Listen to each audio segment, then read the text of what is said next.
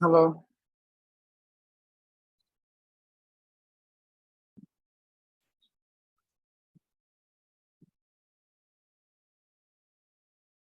Hello, শুনতে পাচ্ছেন? জি ভাইয়া, শুনতে পাচ্ছি। বাকিদের তো মনে হচ্ছে মাইক অফ করা।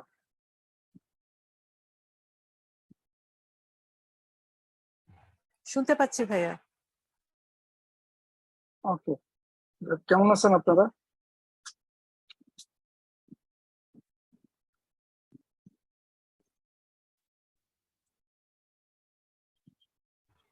আলহামদুলিল্লাহ ভাইয়া, ভালো। আপনি কেমন আছেন? আলহামদুলিল্লাহ। আপনারা সবাই ভালো আছেন? আচ্ছা, অলরেডি 5 মিনিট হয়ে গেছে, মনে হয় স্টার্ট করি। এই ক্লাসটা আমি যতদূর জানতে পারলাম যে অন ডিমান্ড বেসিসে একটা ক্লাস নেওয়ার দরকার ছিল। সো আমরা একদম প্রিসাইজলি কার কোন জায়গাতে এক্স্যাক্টলি প্রবলেম হচ্ছে এটা নিয়ে আলোচনা করবো আর কি আজকে। তো আপনারা যদি আমাকে এক এক করে বলেন যে আসলে কোথায় প্রবলেমটা হচ্ছে।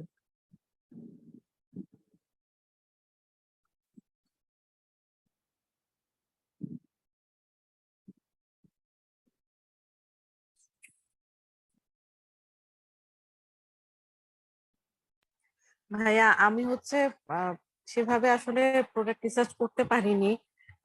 একটাতেই এখনো আটকায় আছে আর কি। এখন আমি যখন আমি এমনি রেকর্ডেড লাইভ গুলো অনেক দেখি।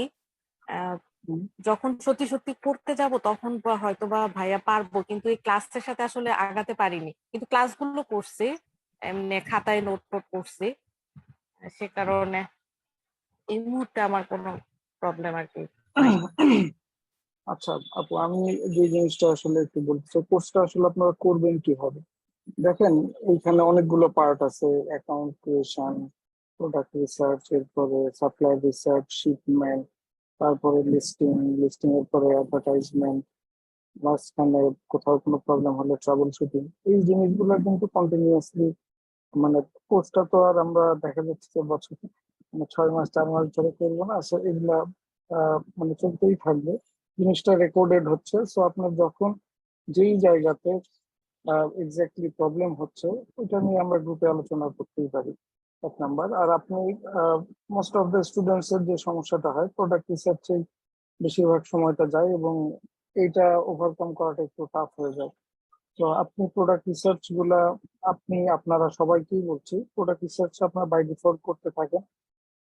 প্রোডাক্ট রিসার্চটা শেষ হয়ে গেলে যদি মনে হয় যে ওই ক্লাসের ওই নোট গুলা নাই বা আমরা ভুলে গেছি, রেকর্ডেড ক্লাস দেখে জিনিসটা রিভাইজ করে নিলেন।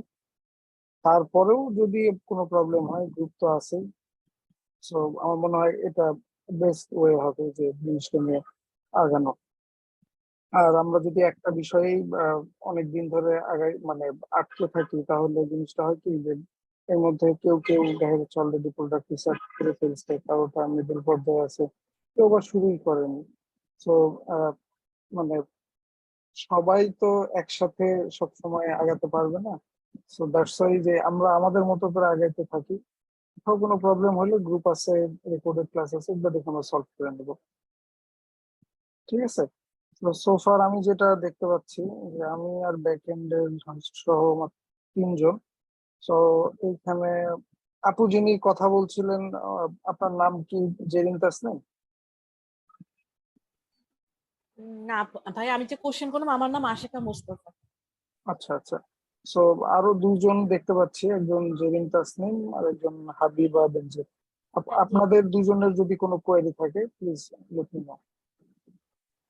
জি ভাই, প্রোডাক্ট রিসার্চটা আসলে ভাই অনেক এখনো করতেছি ভাই। এখনো কোনটা প্রোডাক্ট আমি আনবো বা লিস্ট করতে চাচ্ছি সেটা নিয়ে এখনো করতেছি ভাই। তাতে তো অনেক আপনার সাথে আমার তো প্রোডাক্ট রিসার্চ ক্লাসগুলো আমি আপনাগুলো করা হচ্ছে অনেকগুলো। আমি মাঝখানে কিছু গ্যাপ গেছে, এই যে আর মাহমুদ ভাইয়ার কিছু ক্লাস মিস গেছে মেবি আমার, ওইগুলোতে একটু সমস্যা আছে। প্রোডাক্ট রিসার্চ তো এখনো চলতেছে, আমি এখনো করতেছি কোনটা অ্যাড করা যায়। আর ওই যে অ্যাডভার্টাইজমেন্ট হইলে তো আবার প্রোডাক্ট গুলো হয়ে যাচ্ছে আমাদের, ওটা আর কি আচ্ছা, আমি একটু আগে যেটা নেগেটিভ বললাম, আসতেছে আর আপনি কি।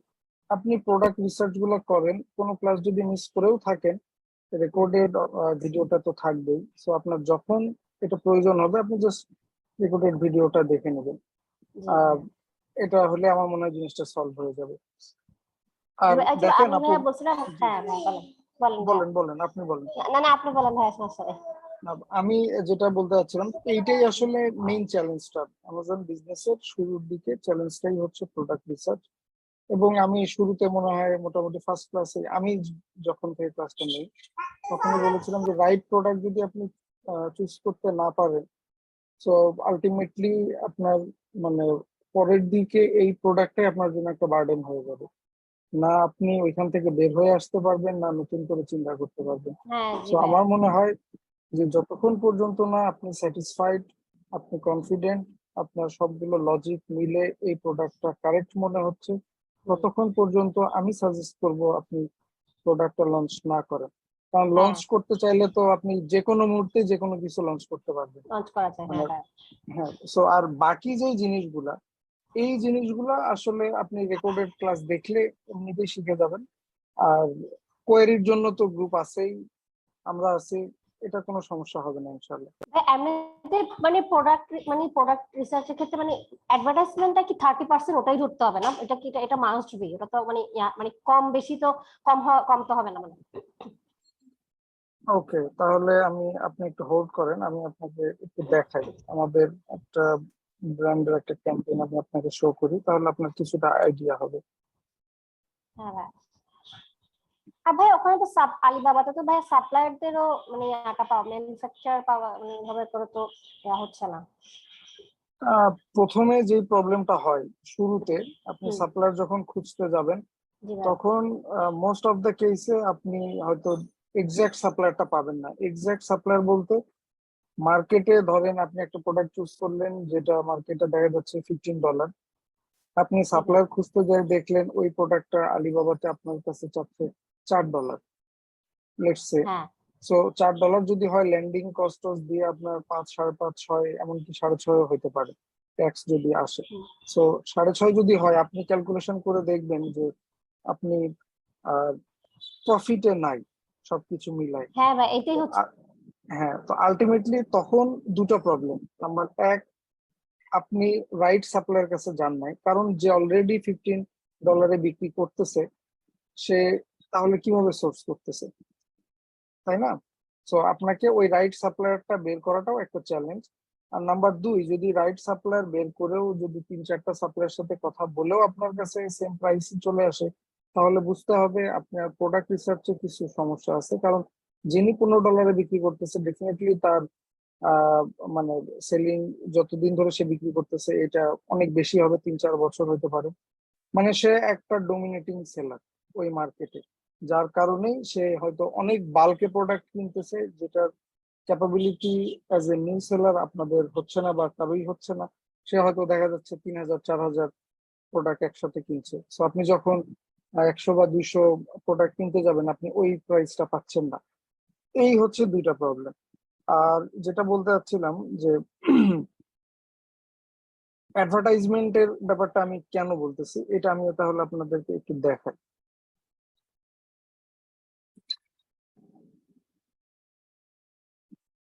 একটা সেকেন্ড আমাকে একটু সময় দেবেন।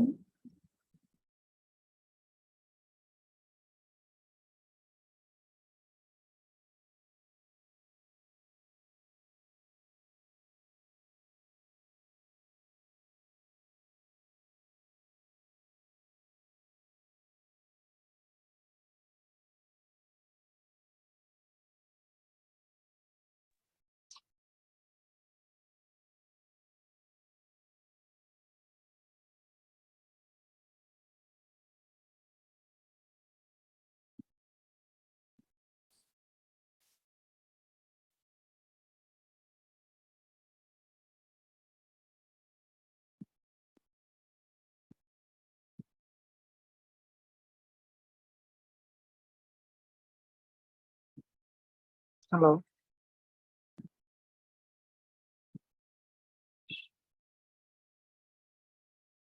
জি ভাই, আমার আসলে কানেকশন একটু লস্ট হয়ে গেছিল। আমার নিজের কানেকশনও মনে হয় লস্ট হয়ে যাচ্ছে, আমার নেটটা প্রচুর ও আচ্ছা আচ্ছা, ঝামেলা তাহলে মনে করতেছে, হয়। এই জন্য আমি চেক করার জন্য আর কি জিজ্ঞেস করলাম। আর হুম। আপু একজন লিখেছে ভ্যালিডেশনের জন্য। না আপু, আমরা ভ্যালিডেশন এক জায়গায় করার চেষ্টা করতেছি। আর যে ভ্যালিডেশন করবে সে মোটামুটি অনেক দিন ধরে এই কাজ করে। সো টেনশনের কোনো কারণ নাই, আপনার রাইট ভ্যালিডেশনই হবে।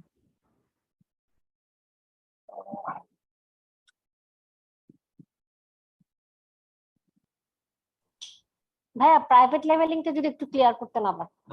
আচ্ছা, আমি এই বিষয় নিয়ে কথা বলছি।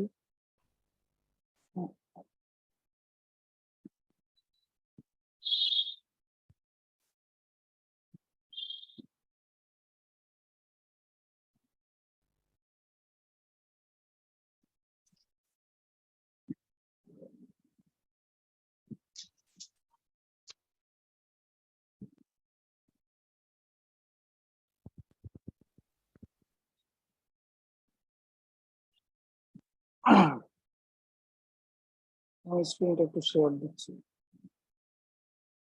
দেখেন, আমার স্ক্রিন কি দেখা যাচ্ছে? জি ভাইয়া, দেখা যাচ্ছে। হ্যাঁ, এটা আহ, এটা একটা অ্যাডভার্টাইজমেন্ট কনজোল আমাদের একটা ব্র্যান্ডের। সো এখানে জাস্ট লাস্ট 7 ডেজ এর একটা ডেটা দেখানো হচ্ছে। এইখানে আপনি দেখেন 7 ডেজ এ অ্যাডভার্টাইজমেন্ট পারপাসে স্পেন্ডিং হয়েছে $1000, সেলস আসছে প্রায় 2500। এইখানে এই কস্ট দেখেন 40%, বুঝতে পারছেন? সো আপনি মানে ব্যাপারটা আসলে এইরকমই। এইখানে যে ক্যাম্পেইন গুলো আছে এই ক্যাম্পেইন গুলো মোরলেস অনেক দিন ধরে চলতেছে, অ্যারাউন্ড 6 মাস, কোনোটা বছর খানিক ধরেও চলছে। সো সব সময় ক্যাম্পেইনের পারফরমেন্স ভালো হবে তা না। আমি বোঝানোর চেষ্টা করতেছি 6 মাস বা 4 মাস পরে একটা অপটিমাইজ ক্যাম্পেইনেরও এই কস্ট 40% হতে পারে। সো আপনাকে এটা ধরে নিতেই হবে শুরুতে আপনি যে ক্যাম্পেইনটা রান করবেন এটা ডেফিনেটলি অপটিমাইজ কোনো ক্যাম্পেইন হবে না। সো আপনাকে 30% যেটা আমরা ধরছি একটা হুম। অ্যাডভার্টাইজমেন্ট কস্ট হিসেবে, এটা একটা জি ভাইয়া। স্ট্যান্ডার্ড। এবং এটার থেকে যদি কম আপনার অ্যাড স্পেন্ডিং হয়, মানে এই কস্টটা যদি আরো কমে যায়, ইটস বেটার। হুম। আর যদি বাড়ে, এটা আসলে প্রেটি নর্মাল। এটা 2-3 মাস 4 মাস পরে এই অ্যাডভার্টাইজমেন্টটা মানে এই অপটিমাইজেশনটা আরো ভালো হবে। সো আমার বলার পয়েন্টটা হচ্ছে, আপনি যে বললেন 30% কি ধরতেই হবে? জি ভাইয়া। অবশ্যই ধরতে হবে। কারণ হুম। আমি আপনাকে নিজে শো করে দেখাচ্ছি এখানে প্রায় কতগুলো ক্যাম্পেইন আছে, অসংখ্য ক্যাম্পেইন থাকার কথা। অ্যারাউন্ড 60+ ক্যাম্পেইন আছে এখানে। অ্যাক্টিভ ক্যাম্পেইন যদি আমি দেখি, স্ট্যাটাস,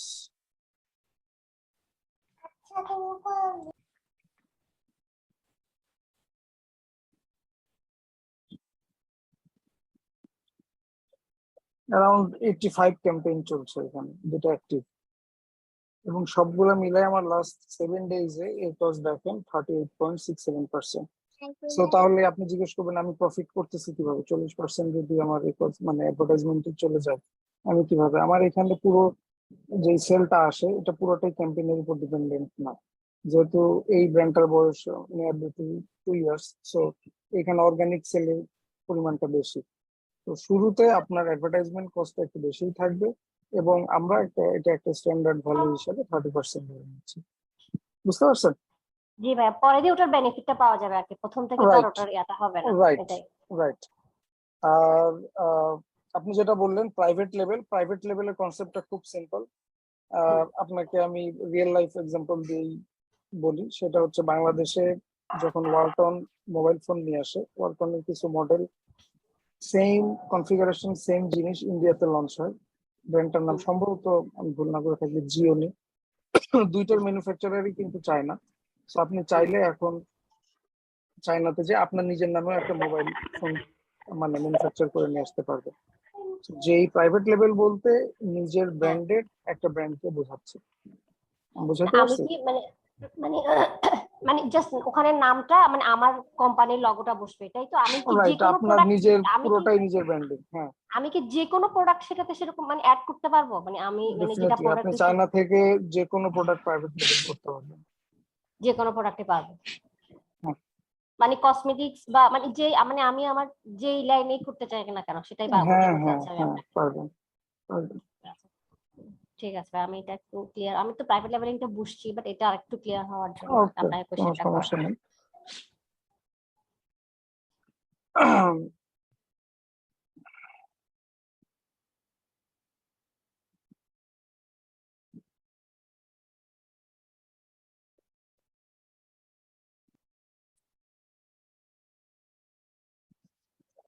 আরো কয়েকজন জয়েন করছেন ভাই। আজকের ক্লাসটা শুধুমাত্র কোয়েরি নিয়ে কথা বলার জন্য, এফএনকিউ সেকশনও বলতে পারেন।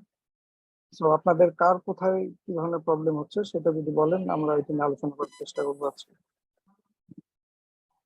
এবং আমরা মোটামুটি অলমোস্ট 1 আওয়ার থাকবো। সো আপনারা কাইন্ডলি কিপার টুলটা একটু দেখাবেন। কি দেখাবো ভাই, আমাকে যদি একটু বলেন, মানে এক্স্যাক্টলি ভাই কি।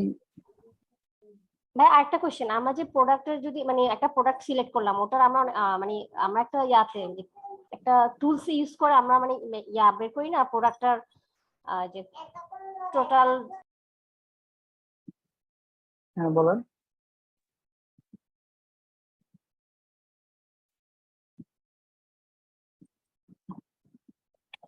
ভাইয়া। কিপার টুলে আসলে প্রাইসিং হিস্ট্রি এবং সেটা মোটামুটি মনে হয় হ্যাঁ অনেকদিন ধরে দেখা যায়। এই টুলটা দিয়ে যেটা বুঝতে পারা যায় সেলারটা কতদিন ধরে মার্কেটে আছে এবং তার প্রাইসিংটা কিরকম হচ্ছে। শুরুতে কি সে খুব বেশি প্রাইসে ছিল, মাঝখানে পড়ে গেছে কিনা বা আবার উঠছে কিনা, প্রাইসিং কার্ভটা দেখা যায় কিপার টুলের থ্রুতে।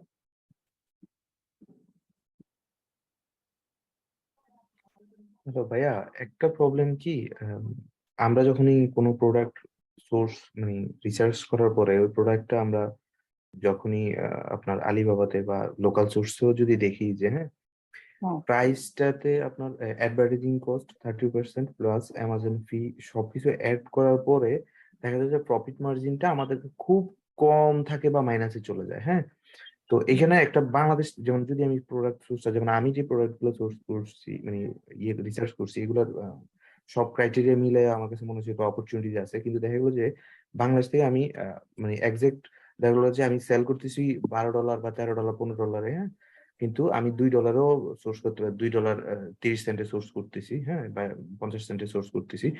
সবচেয়ে বড় যেটা সমস্যা হচ্ছে গিয়ে যে আমি এখান থেকে কোনো প্রপার মানে লাইক শিপিং কস্টটাকে মানে কুরিয়ার দিয়ে যদি করি, আমি সর্বনিম্ন যেটা অনেক রিসার্চ করে পাইছি যে ধরেন $1100 সামথিং। তো সেই হিসাবে আমি ধরে নিলাম যে আমার প্রোডাক্টটা 200 গ্রাম। তো 200 গ্রাম হইলে সেটা আমার প্রতি প্রোডাক্টেই চলে যাচ্ছে $2। তো $2 অ্যাড করলে দেখা যায় যে সেটা আমার মানে $4 উপরে, তখন আমি প্রফিট করতে পারতেছি না মানে ইয়েতে গিয়া। এখন বাংলাদেশ থেকে এখানে এই কুরিয়ারে পাঠানো ছাড়া, হ্যাঁ, এটা কি আর কোনো ডিফারেন্ট মানে অপশন আছে কিনা, যদি আমি এলসি করে বা অন্য কোনো অপশনে করা যায় কিনা, বা আপনারা এরকম কখনো করছেন কিনা? মানে আসলে বেসিক্যালি এই বিষয়গুলো আমরা তো একবারে নতুন, তো এই বিষয়গুলো এই জন্য ক্লিয়ার করতে পারতেছি না, এই একটা জিনিস। আর সেকেন্ড জিনিস হচ্ছে যে আমরা প্রথম অবস্থায় খুব অল্প প্রোডাক্ট নিয়ে শুরু করার চিন্তা করি যে ঠিক আছে 100 বা 200 300। এখন আমরা কোনো ম্যানুফ্যাকচারারের সাথে কথা বললে দেখা গেলো যে অল্প প্রোডাক্টের জন্য আমার কস্টটা হয়তো মিনিমাল একটু বেশি পড়তেছে।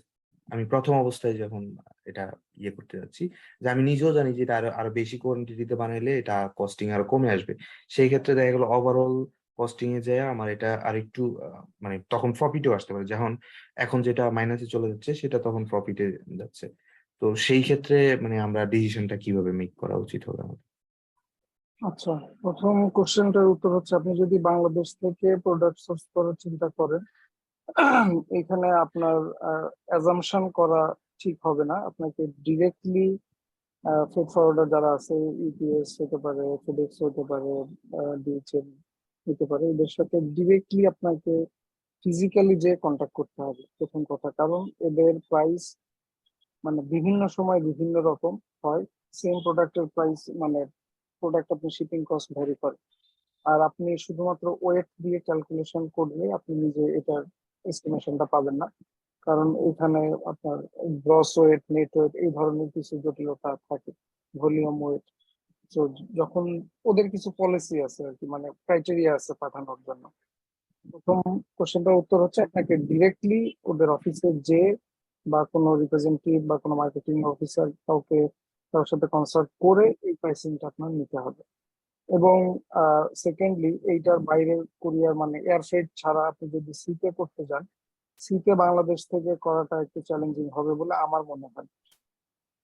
কারণ এইখানে দেখা যাচ্ছে সিএনএফ এজেন্ট ওই পাশে ডোর টু ডোর আপনার শিপমেন্ট করবে কিনা এতটুকু কোয়ান্টিটির জন্য আমি জানি না, বা সি এর জন্য এদের কোনো কি বলবো কেউ আছে কিনা, এত ওয়েট হইতেই হবে, এত ভলিউম হইতেই হবে, আই ডোন্ট নো।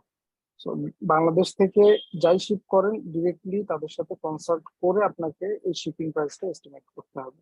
নাম্বার 2, আপনি যেটা বলছেন যে প্রাইসিং, ধরে নেন আপনার প্রোডাক্টের সোর্সিং প্রাইস আপনার সাপ্লায়ার আপনাকে বলছে $4, যখন এটার এমওকিউ 100 ইউনিট, যখন এটা 500 হচ্ছে তখন এটা হচ্ছে $3.5 কিংবা $3 বলছে।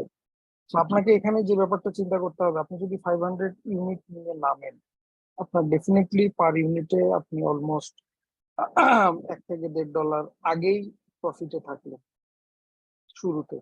কিন্তু আপনাকে এটাও মাথায় রাখতে হবে 500 ইউনিট নিয়ে নামার পরে আপনার লিস্টিং বলেন, প্রপার অপটিমাইজেশন বলেন, অ্যাডভার্টাইজমেন্ট যদি ভালো না হয়, তখন এই যে $1.5টা আপনি আগেই প্রফিট করে আসলেন এর থেকে 2 টাইমস দেখা যাচ্ছে আপনাকে তখন পে করতে হবে, খরচ করতে হবে, স্পেন্ড করতে হবে।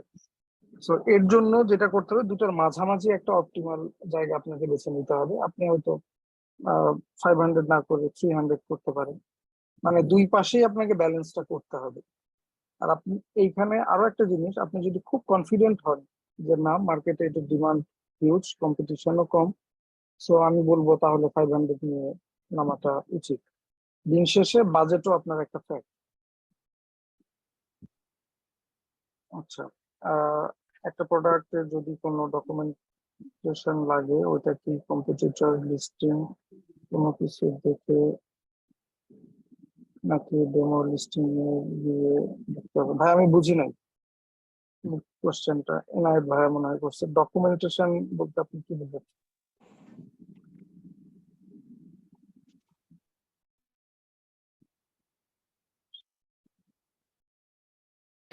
আচ্ছা ভাইয়া, এই যে আমরা একটা জিনিস জানছি যে লিস্টিং এর সময় হয়তো সার্টিফিকেশন চাইতে পারে, তো সেই ক্ষেত্রে আমরা কি আগে থেকে ধরনের কিভাবে সার্টিফিকেশন?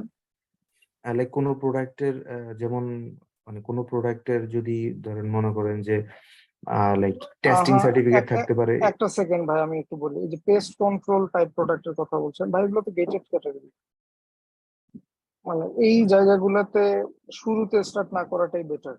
যেমন কসমেটিক্স নিয়ে যদি আপনি নামেন, এফডিএ অ্যাপ্রুভাল লাগবে, এফডিএ এর জন্য ভলেন্টারি একটা সার্টিফিকেট আছে, ওটা লাগবে।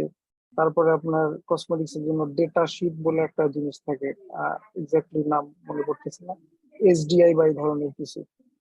তো আমি শুরুতেই বলতেছি যে শুরুতে এতটা চ্যালেঞ্জ যদি আপনি নিতে চান, you can go for that.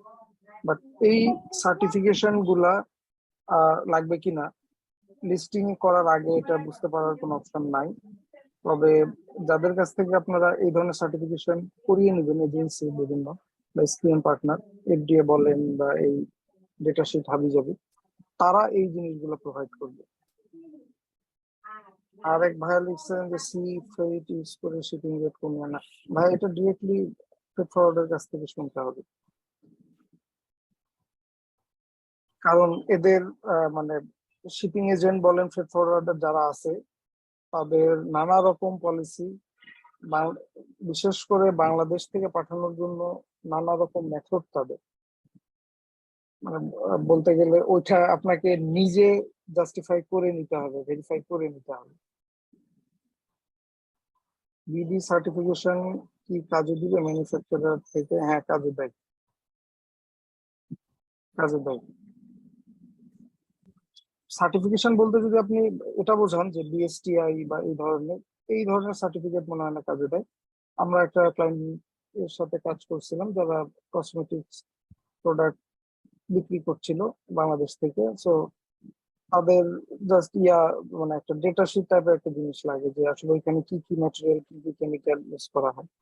এছাড়া যদি আপনাদের ইন্টারন্যাশনালি কোনো সার্টিফিকেশন থাকে সেটা একসেপ্ট করবে।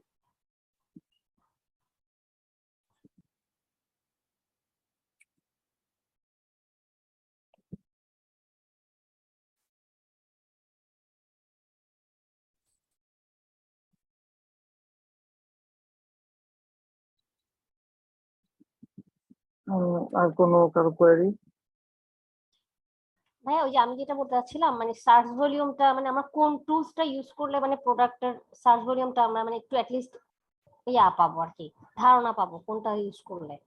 আচ্ছা, ফ্রি টুলের ব্যাপারে মনে হয় এর আগেও অনেক কথা হয়ে গেছে, কোন এক ভাই একটা কিছু অপশনের কথাও বলছে। প্লাস আমি যেটা বলছিলাম যে আপনার প্রোডাক্ট রিসার্চ থেকে শুরু করে পরবর্তীতে হিলিয়াম ট্রেন একটা আহ, কাজে দিবে আর কি, হিলিয়াম ট্রেন আপনার লাগবে দিন শেষে। সো আপনারা চাইলে এটা গ্রুপ বাই করে নিতে পারেন, বা বাংলাদেশে অনেক সাইট আছে যারা সাবস্ক্রিপশন বেসিসে এই জিনিসগুলোর অ্যাক্সেস দিয়ে দেয়। সো আপনি হিলিয়াম ট্রেনটা ইউজ করাটা বেটার। এটা ছাড়া আর কোনো অপশন কি আছে ভাইয়া হিলিয়াম টেন এটা ছাড়া? ছাড়া আরো অসংখ্য টুল আছে, জাঙ্গল স্কাউট আছে, হুম। মার্চেন্ট ওয়ার্ড আছে, মানে ইউ ক্যান ইউজ দ্যাট। ভাইয়া লং টেইল প্রো যে ইউজ করতো আগে সার্চ ভলিউম চেক করার জন্য, ওটা কি কাজ করে এখন? লং টেইল প্রো মনে হয় না এখন আর কাজ করে, কারণ এই সার্চ ভলিউমের জন্য যেটা হয়েছে ভাই গত 4-5 বছরে আহ, অসংখ্য টুল ডেভেলপ হয়েছে। মানে যারা আগে শুধুমাত্র একটা দুটো টুল ছিল, তারা আরো 4-5টা টুল এরকম অসংখ্য টুল নিয়ে আসছে। তো ওগুলার মানে কি বলবো যে ওগুলার বেশি আর কি, ওগুলা মোটামুটি ভালোই কাজ করে। কিন্তু এখানে একটা ব্যাপার, শুধুমাত্র হিলিয়াম ট্রেন বলেন, জাঙ্গল স্কাউট বলেন, বা মার্চেন্ট ওয়ার্ড বলেন, এগুলার উপরে 100% রিলাই করবেন না। এটা জাস্ট একটা অ্যাজাম্পশনের জন্য আপনাকে নিতে হচ্ছে, আপনি একটা প্যারামিটার হিসাবে ধরলেন, কিন্তু ওটাই যে পুরোপুরি সত্য এটা ধরে নিবেন না। ভাই আমি যদি প্রাইভেট লেভেলিংটা করতে চাই ওটার জন্য কি কস্টটা কি একটু কি মানে বেশি হবে? আপু, আপনি এই জিনিসটা ক্লিয়ার হতে পারতেছেন না। ধরেন আমি একটা হেডফোন বিক্রি করব, এই হেডফোনটা বাংলাদেশে আমি বিক্রি করব। আমি alibaba.com-এ ঢুকে ওইখানে যারা হেডফোন বানায় তাদের সাথে যোগাযোগ করলাম, যে কোনো একটা মডেল পছন্দ করলাম, তাদেরকে জিজ্ঞেস করলাম যে আপনাদের এটা হোয়াইট লেভেল বা প্রাইভেট লেভেল করা যাবে কিনা। মোস্ট অফ দ্য কেসে, অ্যারাউন্ড 90% কেসে তারা বলবে যাবে। আপনি ওইখানে আপনার নাম এবং আপনার লোগো বসিয়ে সেই জিনিসটা প্রোডাকশন করবেন, করে বাংলাদেশে নিয়ে আসবেন। এর জন্য আলাদা করে কোনো কস্ট দেয় না, আপনাকে শুধুমাত্র প্রোডাক্টের প্রাইসটাই ওখানে পে করতে হবে। দ্যাটস দ্য হোল কিন্তু ভাই প্রসেস। সেই ঠিক আছে। ক্ষেত্রে তো মিনিমাম অর্ডার কোয়ান্টিটি একটা ইস্যু হবে। ডেফিনেটলি একটা ইস্যু হবে। সো আপনাকে শুরুতে ওইভাবে অপটিমাম অর্ডারটা করতে হবে। ভাইয়া আর একটা কোশ্চেন, সাপোজ হ্যাঁ, কম দামি প্রোডাক্ট গুলা থেকে প্রফিট বের করাই টাফ হচ্ছে, এরকম হ্যাঁ হ্যাঁ ক্যালকুলেশন আসতেছে ম্যাক্সিমাম। হ্যাঁ, এখন হ্যাঁ, সেক্ষেত্রে হ্যাঁ। কি বেশি মানে আমরা যে রেঞ্জটা ফিক্স করতেছি এখন, এর থেকে বেশি হ্যাঁ, একটু বেশি যদি যায়, যে $50 হ্যাঁ, মধ্যে হ্যাঁ, কোনো প্রোডাক্ট যদি হ্যাঁ, আমরা চুজ করি, সেটা কি খারাপ হ্যাঁ। হবে? কিংবা না, খারাপ হবে না, এট এ খারাপ টাইম হবে না। ইনভেস্টমেন্ট একটু হয়তো বেশি হবে, কিন্তু হ্যাঁ, যদি পটেনশিয়াল বেশি হয় প্রোডাক্টটা, তাহলে কি ওটা করতে পারবো তো আমরা, না? না, ডেফিনেটলি করতে পারবেন। আমার ওই প্রাইস রেঞ্জটা দেওয়ার একটা কারণ ছিল, যেহেতু আমরা আমরা বাংলাদেশের কনটেক্সটে চিন্তা করছি। কাইন্ডলি যদি মাইকটা একটু, হ্যাঁ, আহ,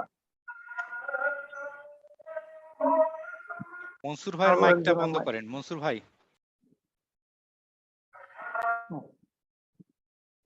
সো আমি যেটা বলছিলাম, আমরা যেহেতু বাংলাদেশের কনটেক্সট নিয়ে চিন্তা করছি, এই জন্য আসলে ওই প্রাইস রেঞ্জটা আমরা সেট করছি, এবং ওইটা মোটামুটি স্ট্যান্ডার্ড।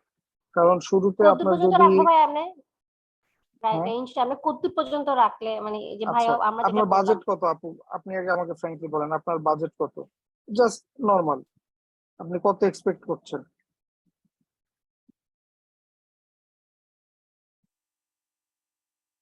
আমি যদি মানে একটা প্রোডাক্টে হ্যাঁ, আমি আপনাকে এটাই বোঝানোর চেষ্টা করতেছি। আপনি অ্যামাজন বিজনেসটা করবেন, লেটস সে আপনার বাজেট 5 লাখ, ঠিক আছে?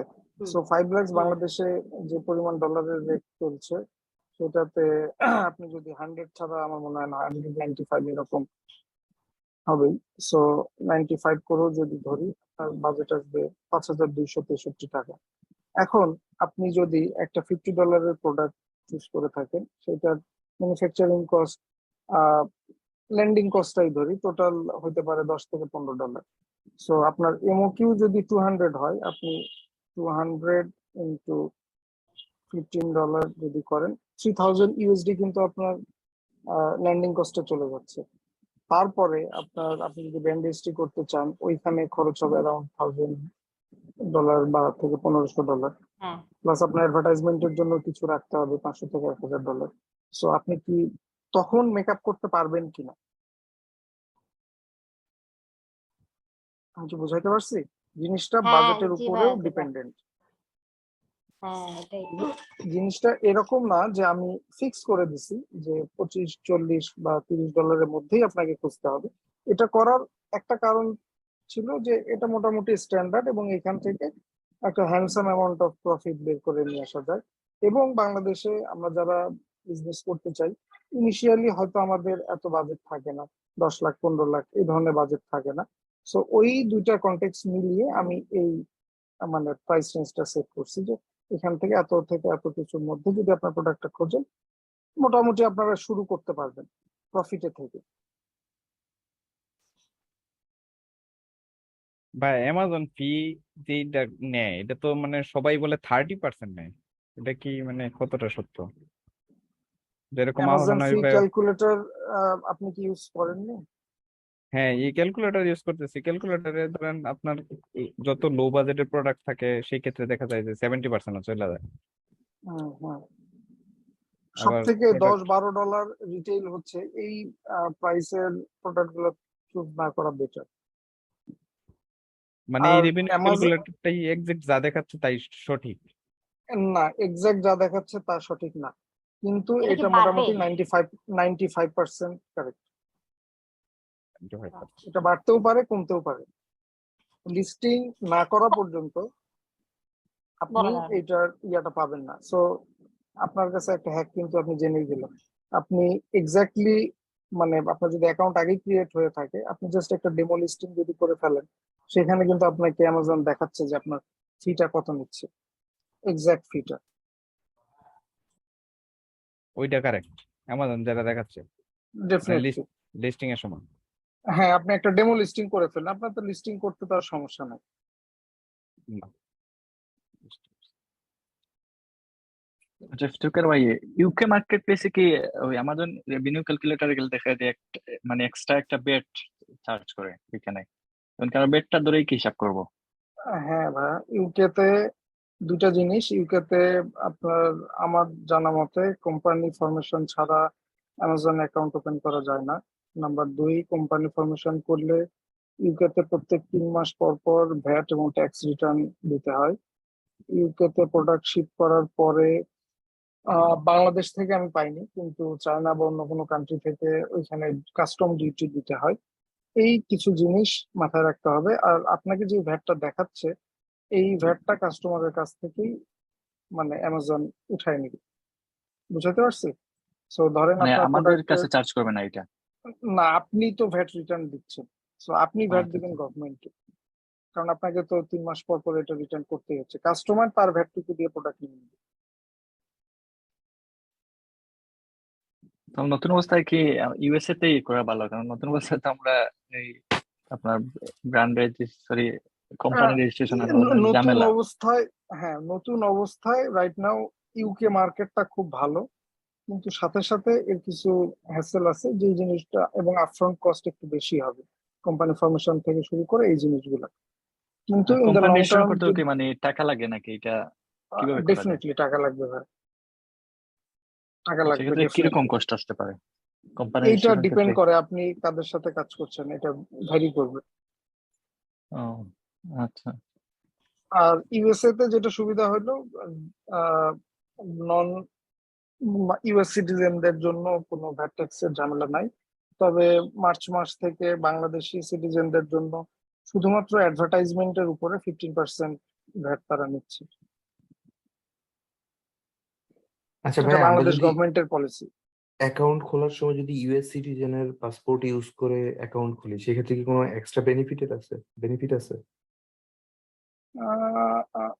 এক্সট্রা বেনিফিট হয়তো নাই, আমার কাছে মনে হয় না এক্সট্রা আলাদা করে কোনো বেনিফিট আছে। তবে হ্যাঁ, যদি ইউএস সিটিজেনের ডিটেলস দিয়ে আপনি অ্যাকাউন্টটা খোলেন, সেক্ষেত্রে আপনার একটা কোম্পানি ফরমেশন করে নেওয়াটা ভালো। তাতে যেটা হয়, ইন দ্য লং রান আপনার কোম্পানির ভ্যালুয়েশন অনেক বেশি থাকে। মানে ইউএসএ তে কোম্পানি ফরমেশন করে হ্যাঁ তারপর। আচ্ছা। কিন্তু ভাইয়া হ্যাঁ সেক্ষেত্রে তো ইউএসএ যার নামে আমি কোম্পানি করব তাকে ইউএসএ তে ভ্যাট ট্যাক্স দিতে হবে এটার ইনকামের ট্রু উপরে। ট্যাক্স ফাইল ট্রু করতে হবে, ট্রু আলাদা করে ট্যাক্স ফাইল করতে হবে। ট্রু তাকে ট্রু ট্যাক্স রিটার্ন দাখিল করতে হবে। সে এটা যদি তার একটা ইনকামের উপরে বাড়তি হয় তখন এটা 30% উপরে চলে যেতে পারে।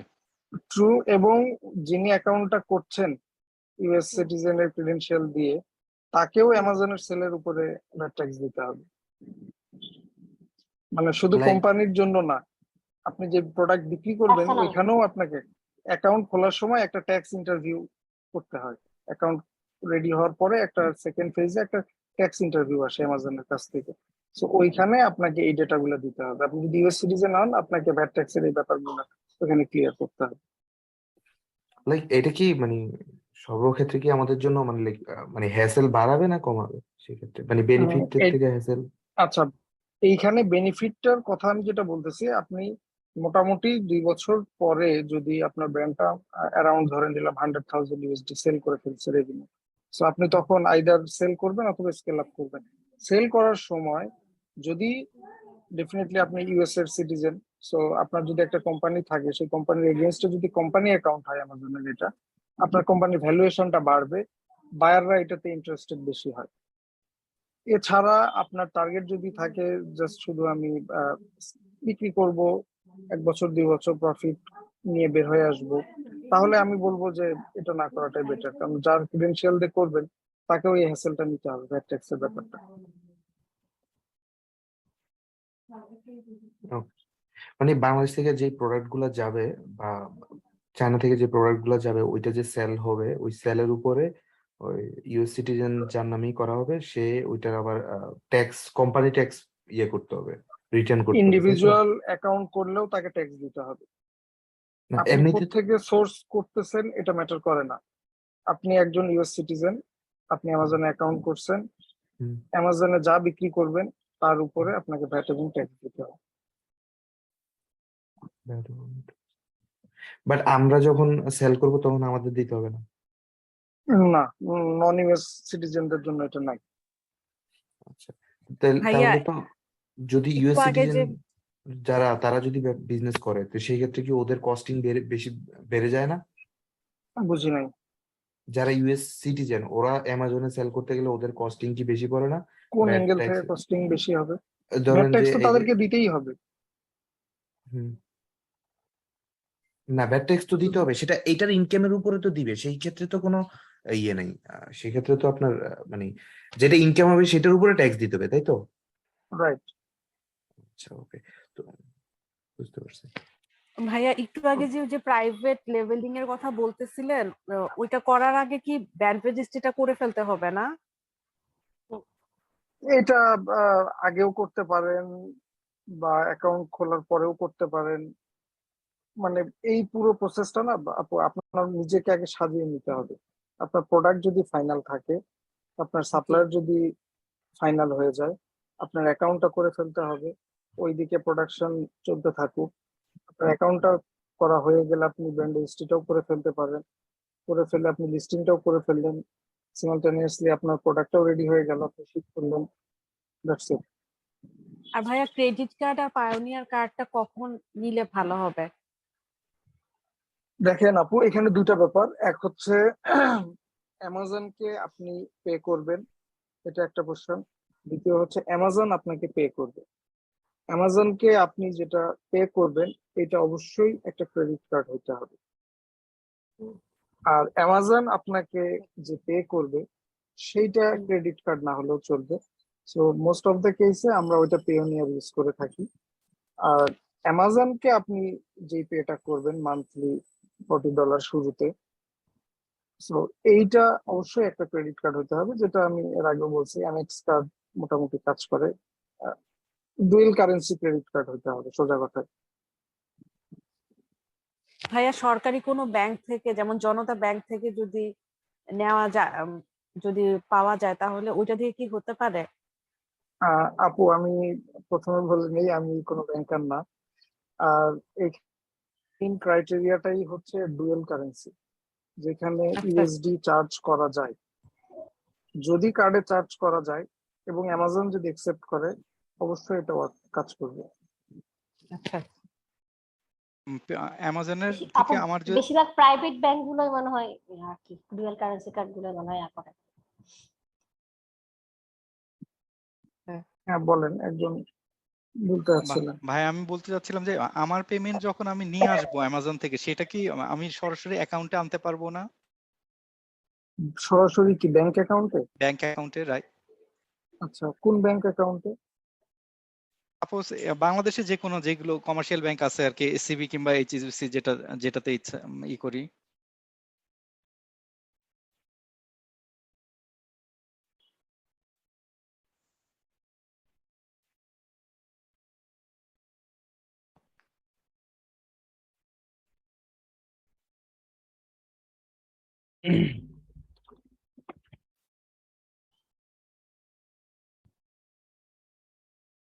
আমি কি শুনতে পাচ্ছি না নাকি সবার সমস্যা? না হ্যালো, মনে হয় আমার কানেকশনটাই একটু চলে গেছিল মনে হয়। হ্যাঁ, যে ভাই বলতেছিলেন, আমি জিজ্ঞেস করছিলাম কোন ব্যাংক অ্যাকাউন্টে। হ্যাঁ, বাংলাদেশে কোনো কমার্শিয়াল ব্যাংক যেগুলো প্রাইভেট ব্যাংক আছে, এসসিবি কিংবা এইচএসবিসি, এগুলোতে। আচ্ছা, প্রথম কথা হচ্ছে যে পারবেন কিনা আই ডোন্ট নো। আর সেকেন্ড কথা হচ্ছে, বাংলাদেশি কোনো ব্যাংকে বাইরে থেকে কোনো টাকা আনতে গেলে কোনো ডকুমেন্টস ছাড়া কি তারা আনতে দেয়? হ্যাঁ ভাই, ডিরেক্ট তো ওয়ার ট্রান্সফার করা যায়, একটা লিমিট পর্যন্ত করা যায়, কিন্তু আমি জানি যতদূর যে হলো গিয়া যারা ফ্রিল্যান্সিং করে তাদের টাকা তো অ্যাকাউন্টে আসে, ডাচ আচ্ছা বাংলাতে এগুলোতে। আচ্ছা, আমি নিজেও টুকটাক ফ্রিল্যান্সিং করতাম, তো আমি যেটা করতাম প্রথমে পেনিয়ারে নিয়ে আসতাম, তারপরে বাংলাদেশি ব্যাংকে এটা উইথড্র দিতাম। আচ্ছা ভাইয়া, পেওনিয়ার আনতে হবে? এটা আমি পেওনিয়ারটা অলরেডি লাগবেই। করে দেখছি, সো এটা টেস্টেড। এখন আদৌ এটা ডিরেক্টলি আমি ব্যাংকে আমি আসবে জানি কিনা। এটা পেওনিয়ার দিয়ে অনেকে করে, কিন্তু আমার বেসিক্যালি মনে হচ্ছিল যে কোনো, যদি আমার নামেই যদি অ্যাকাউন্ট থাকে, ডিরেক্টলি অ্যাকাউন্টে আনা যায় কিনা। এইটা ভাই আসলে এক একটা সাইডের উপরে নির্ভর করে। আপনার সাইডে যেই সাইড থেকে ট্রানজাকশনটা নিবেন মানে টাকাটা আনবেন, এই সাইডে যদি আপনি ব্যাংকের ইনফরমেশন গুলা সেম থাকে সেই ক্ষেত্রে আনতে পারবেন। এখন অ্যামাজন যে পেটা করে সেই ক্ষেত্রে যে ইনফরমেশন গুলা চায় সেই ইনফরমেশন গুলো আমাদের ব্যাংক প্রোভাইড করতে পারে না, যার যার ফলে আমাদের এক্সকিউজ মি, পাইনওয়ারের থ্রুতে আনতে হয়। আমি একটু শেয়ার করি। আমি ফ্রিল্যান্সার, আমি সাপ্লাই চেইনে কাজ করি। সো আপওয়ার্কে আমি যত ট্রানজাকশন করি সব পেওনিয়ারে করি, এবং পেওনিয়ার আমাকে একটা মাস্টার কার্ড দিয়েছে, যে মাস্টার কার্ডটা ভার্চুয়াল মাস্টার কার্ড। আর সেটা দিয়ে আমি যে কোনো জায়গায় যে কোনো অ্যামাউন্টে পে করতে পারি। হুম তো হুম। আই থিঙ্ক পেওনিয়ার যে ভার্চুয়াল মাস্টার কার্ড দিয়ে, সেটা দিয়েও কিন্তু আমি আই থিঙ্ক বিজনেস করতে পারি। সেটার ভাই বলতে পারবেন, আমি যদিও উম, আহ, ভাইয়া দেখেন, বাংলাদেশের কন্টেক্সটটা সবগুলোর থেকেই আলাদা। এখানে হ্যাসেল অনেক বেশি, বিশেষ করে ব্যাংকিং চ্যানেলে টাকা লেনদেনের যে ব্যাপারটা, ইন্টারন্যাশনাল মানি ট্রানজেকশন। সো আমি যেটা আপনাদেরকে বলতে পারি সেটা আমি নিজে করছি, এবং আমি জানি যে যেটা আমি সেটাই শেয়ার করতে পারি।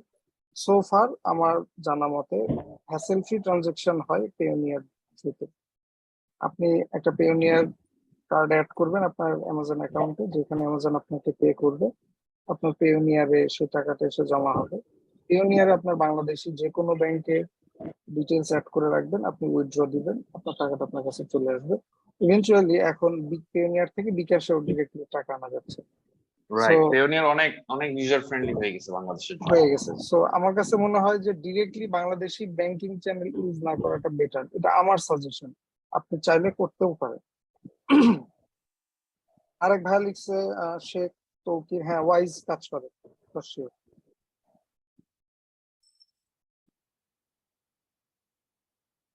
ওকে, তো আমার মনে হয় যে আমরা প্রোডাক্ট রিসার্চ ছাড়া অন্য টপিক নিয়ে কথা বেশি বলে ফেলতেছি।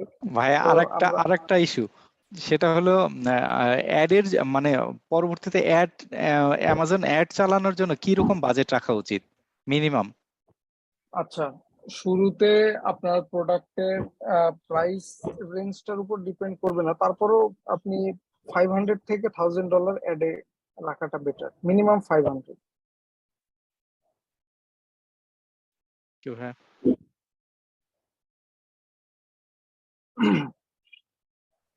আচ্ছা ভাই, প্রোডাক্ট রিসার্চের বিষয়টা হচ্ছে আমরা কিছু কিছু প্রোডাক্টের ক্ষেত্রে যদি আমরা দেখি যে নতুন প্রোডাক্ট এসে খুব ভালো করতেছে একটা কিওয়ার্ডের উপরে, ধরেন প্রোডাক্টের ভেরিয়েশন চেঞ্জ হয়ে মানে একটা নতুন টাইপের প্রোডাক্ট আসছে, সেই ক্ষেত্রে কি ওই নতুন প্রোডাক্ট নিয়ে কাজ করাটা কিরকম হবে আর কি? ভাই এটা তো মানে মানে সব ঠিক আছে, সার্চ ভলিউম ঠিক আছে, র্যাঙ্ক ভালো করতেছে। হ্যাঁ, তাহলে গো ফর ইট। মানে আপনার ক্রাইটেরিয়া মিট করলে প্রোডাক্টটা নতুন হওয়া মানে তো আমি বলবো জিনিসটা আরো ভালো। আপনার সার্চ ভলিউম ভালো, আপনার কম্পিটিশন কম, প্রাইসিংও মানে ঠিক সার্চ আছে। ভলিউম ভাই, এই যে ই কম্পিটিশনের জায়গায় আটকে যায়, Plus আপনি যে বললেন কম্পিটিশন কম, কম্পিটিশনের জায়গায় আটকে যায়, এটার কারণ হচ্ছে আমার যে কিওয়ার্ড এটার উপরে ধরেন সানলাইট একটা কিওয়ার্ড, সানলাইটের উপরে ধরেন মেসটার টাইপ, যেই মেসটা নর্মাল আমরা দেখি 10 টাকা করে বেচে, এটা তো আছেই। ধরেন একটা নিউ মেস আসছে, কারণ সবাই তো সানলাইট লাইটার লিখে সার্চ করলো অ্যামাজনে, সেই ক্ষেত্রে সার্চ ভলিউম ভালো, র্যাঙ্ক ভালো, সবাই ভালো করতেছে। এখন আমার নতুন যেটা আসছে ও ভালো করতেছে, আমি চাই একদম নতুনটা লঞ্চ করার জন্য, সেই ক্ষেত্রে কি মানে করা যাবে, করা যাবে। মানে মানে সার্চ ভলিউম কোনো ব্যাপার নাই কেন, তাই তো? হ্যাঁ হ্যাঁ, করা যাবে, করা যাবে। হ্যাঁ, ইফতেখার ভাই, আমি একটা জিনিস অ্যাড করতে চাচ্ছিলাম। হাসান হাবিব ভাই কিছুদিন আগে একটা মানে টক শোতে অথবা সাম ডিসকাশনে পডকাস্টে এসেছিলেন, এবং উনি, পডকাস্টে হ্যাঁ পডকাস্টে, রাইট, উনি ওখানে বলেছিলেন যে এখন এখন উনি যে বিজনেস স্ট্র্যাটেজি ফলো করছেন অ্যামাজন FBA তে, সেটা হচ্ছে প্রোডাক্ট যেগুলো আলিবাবাতে পাওয়া যায় না সেগুলো নিয়ে কাজ করা। হুম। হ্যাঁ হ্যাঁ, এটা আমিও দেখছিলাম। তো এখন কারণ হ্যাঁ হ্যাঁ, আলটিমেটলি যে বলেন। আমাদের আমাদের প্রোডাক্ট সার্চিং এর ক্ষেত্রে এটা তো আসলে চ্যালেঞ্জিং। অনেক সময় দেখা যায় একটা প্রোডাক্ট সার্চ করতে করতে এমন সময় দেখা যায় অনেক কষ্ট করে বের করা হয়েছে, দেখা যাচ্ছে এটা আলিবাবা থেকে আরেকজন অলরেডি লিস্ট অ্যামাজনে বিয়েতে ওটা দিয়ে বিজনেস শুরু করে দিছে। তো এই জিনিসটা আসলে কিভাবে যে আলিবাবাতে যেটা পাওয়া যায় না সেই ধরনের প্রোডাক্ট নিয়ে কাজ করার ব্যাপারটা প্রোডাক্ট আচ্ছা সার্চিং এর ক্ষেত্রে। আচ্ছা ভাই, আমি একবারেই ক্লিয়ার করে দিই জিনিসটা। আমরা আসলে এখানে কি খোঁজার চেষ্টা করতেছি? এমন একটা প্রোডাক্ট, যেই প্রোডাক্টটা প্রফিটেবল, আমি বিক্রি করতে পারলে প্রফিট করব, এবং লো কম্পিটিশন। এর মানে কিন্তু এই না প্রোডাক্টটা আপনি নিজেই নতুন করে লঞ্চ করলেন, পুরো মার্কেটটা আপনি মানে ইন্ট্রোডিউস করলেন অ্যামাজন বায়ারদের কাছে, এটা না। সো আপনার ডিমান্ড হাই থাকতে হবে, কম্পিটিশন বা মার্কেটে যারা আপনার কম্পিটিটর আছে তাদের মানে কাউন্টিং বলেন বা তাদের যে কোনো কিছু বলেন, এটা লো থাকতে হবে। তারপরে এই প্রোডাক্টটা আপনি আলিবাবা থেকে সোর্স করেন কিংবা বাংলাদেশ থেকে সোর্স করেন, ডাজন্ট ম্যাটার। আলিবাবা কথাটা এই কারণেই আমরা বলি, কারণ ওয়ার্ল্ডের মানে কি বলবো, আর আপনারাও জানেন চায়নায় ম্যানুফ্যাকচারিং সব থেকে বেশি হয়। তো আলিবাবাটা ওই এঙ্গেল থেকে বলা। আপনি নতুন একটা প্রোডাক্ট চাইলে তো আপনি বাংলাদেশেও এটা প্রডিউস করতে পারেন, দেখা যাবে বাংলাদেশে এটার কস্টিং বেশি হইতে পারে, আলিবাবাতে এটা কম হচ্ছে, এই জন্য আলিবাবাকে একটা সাজেশন দেওয়া হয়। আলিবাবা বাংলাদেশে যদি ওটা হয়, ডেফিনেটলি আপনি বাংলাদেশ থেকে এটা সোর্স করেন। আর আসান ভাইয়ের যে কনসেপ্ট, ওইটা যদি আপনি অ্যাপ্লাই করতে চান, সেটা হচ্ছে যে উনি বলতেছে আলিবাবাতে যে প্রোডাক্ট গুলা আছে, তার মানে মানে রিভার্স ইঞ্জিনিয়ারিং করে যদি আপনি একটু চিন্তা করেন, আলিবাবাতে যে সেই সকল প্রোডাক্টই আলিবাবারা ম্যানুফ্যাকচার করে যেগুলা মানুষ চায়। মানুষ কোনগুলা চায়? যেগুলা তারা খুঁজে বের করে। সো আলটিমেটলি ভাইস ভার্সা কিন্তু এরকমই হচ্ছে। তার মানে আপনি যে প্রোডাক্ট গুলো আলিবাবাতে দেখতে পাচ্ছেন, সেই প্রোডাক্ট গুলা অলরেডি অ্যামাজনেও আপনি দেখতে পাবেন, এটাই স্বাভাবিক। শুধু অ্যামাজন না, ওয়ালমার্ট, ইবে এগুলাতেও দেখতে পাবেন, কারণ তারাই তো আলিবাবাতে যে এই জিনিসটা বানায় নিয়ে আসতেছে, তাই না? সো আপনাকে বুঝতে হবে যে মার্কেটটা কেমন। আপনি শুধু অ্যামাজন ফোকাস করছেন, অ্যামাজন মার্কেটে আপনার প্রোডাক্টের ডিমান্ড কেমন, তারপরে আপনার কম্পিটিশনটা কেমন, আফটার দ্যাট আপনি এটা সোর্স করবেন থেকে। আলিবাবা থেকে যদি সোর্স করেন করতে পারেন, নিজের বাংলাদেশ বা অন্য কোনো দেশ থেকে যদি সোর্স করেন সেখান থেকেও আপনি করতে পারেন। এখানে একটা মজার ব্যাপার হচ্ছে যে এই যে ভাই একটু আগে বললো যে আহ, একটা লাইটার, সম্ভবত লাইটারের কথা বলতেছে, উনি নতুন টাইপ অফ লাইটার নিয়ে আসবেন। যেমন লাইটার কিন্তু আমরা অনেকেই কিনি, মাঝখানে ইউএসবি লাইটার চলে আসছে, তাই না? সো জিপো এক ধরনের লাইটার, ইউএসবি লাইটার তো অনেকেই কিনে। এইটা একটা ফিউশন ঘটায়, মানে ইউএসবি কানেক্টেড একটা জিনিস নিয়ে আসে। আপনি চাইলে এটার সাথে নতুন করে অ্যাড অন বেসিসে অন্য আরেকটা জিনিস যদি নিয়ে আসেন, প্রোডাক্টটা কিন্তু আগেরটার মতনই লাগতেছে, কিন্তু এটার থেকে কিছু এক্সট্রা বেনিফিট পাচ্ছে মানুষ। এইভাবে যদি চিন্তা করে আপনি আলিবাবাতে কথা বলেন বা ম্যানুফ্যাকচারদের সাথে কথা বলেন, তাহলে আপনার এটা একটা গুড প্রোডাক্ট হবে। আমি কি জিনিসটা বুঝাইতে পারছি? হ্যাঁ জি ভাই। ওকে, আরেকটা কোশ্চেন নেই, অ্যাড কস্ট কি কার্ড থেকে অটো কাটবে? হ্যাঁ ভাইয়া, এটা শুরুতে তো আপনার রেভিনিউ থাকবে না, সো অ্যাকাউন্ট থেকে এটা কাটার অপশনটা থাকছে না। যখন আপনার রেভিনিউটা হয়ে যাবে, আপনার ওই যে যা সেল করবেন ওইখান থেকে অ্যাডের কস্টটা মাইনাস হয়ে যাবে।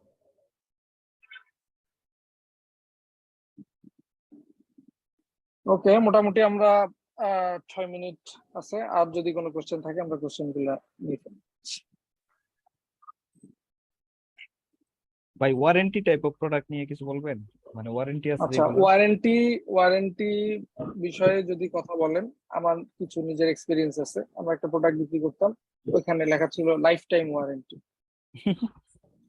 তো একজন কাস্টমার 3 বছর পরে, রিমেম্বার দ্যাট, 3 বছর পরে আমাদেরকে ক্লেম করছে আপনার এখানে তো লাইফ টাইম ওয়ারেন্টি লেখা, তো আমার এটা তো নষ্ট হয়ে গেছে, এখন কি করবো? আমি সিম্পলি তাকে একটা রিপ্লেসমেন্ট দিয়ে দিচ্ছি। মানে এই ওয়ারেন্টি রিলেটেড কোনো ইস্যু আসলে হয় না।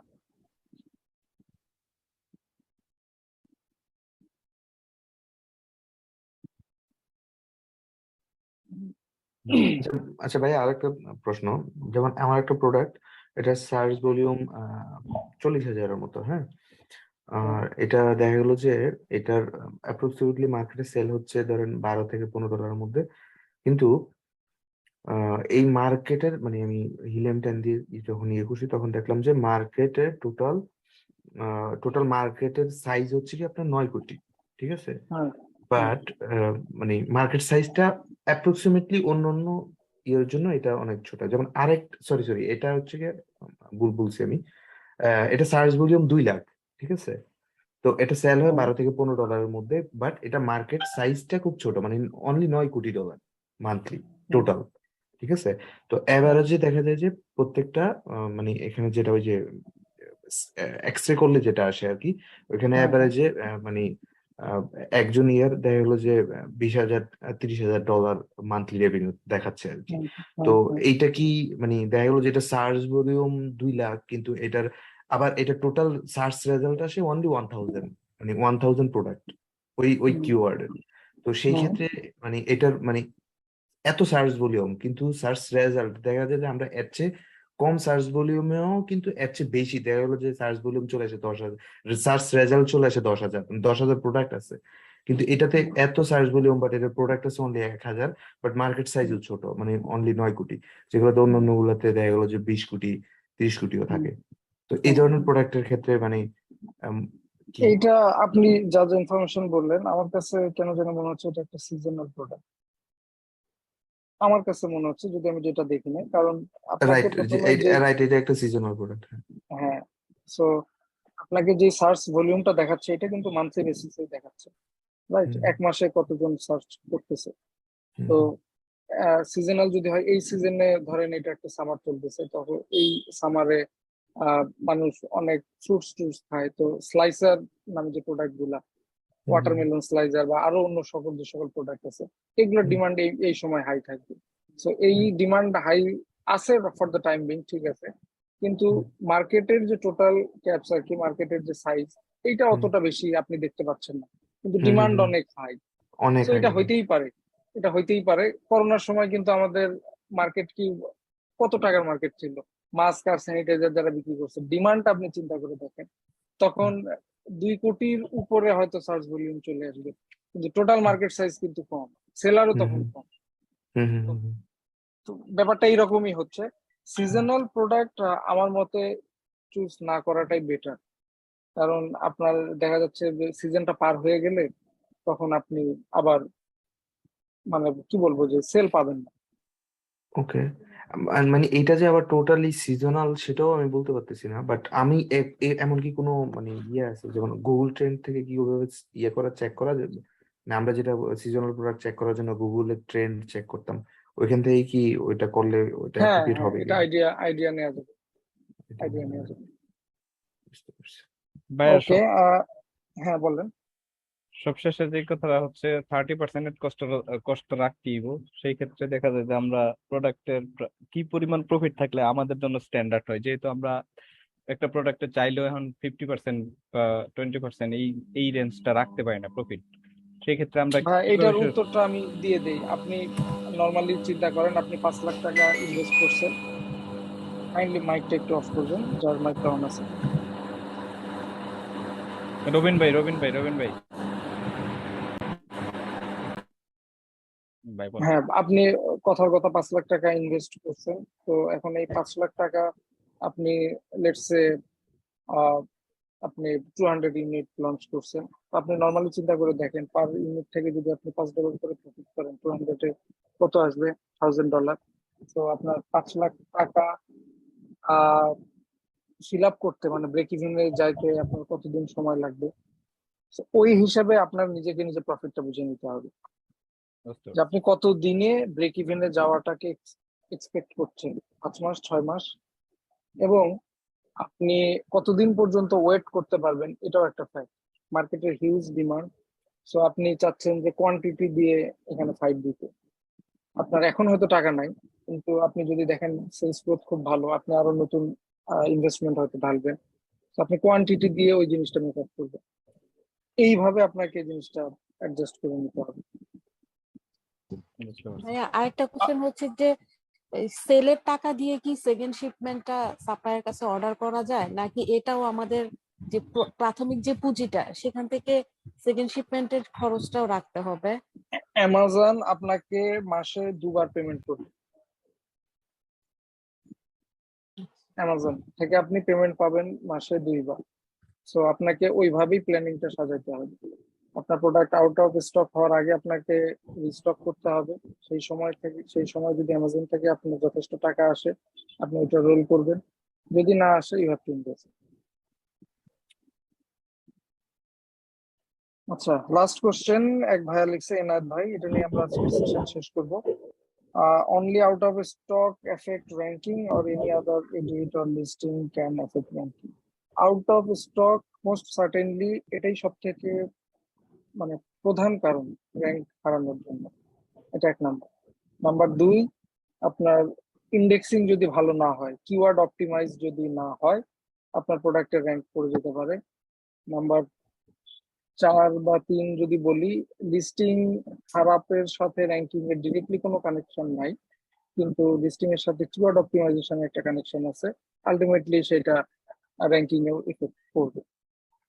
এবং আরেকটা জিনিস বলি, সেটা হচ্ছে যে কোনো কিছু চেঞ্জ করা, আপনার লিস্টিং এ যদি ধরেন আপনার প্রাইস এখন আছে $15, আপনি 3 দিন পরে সেটা আবার 14.49 করবেন।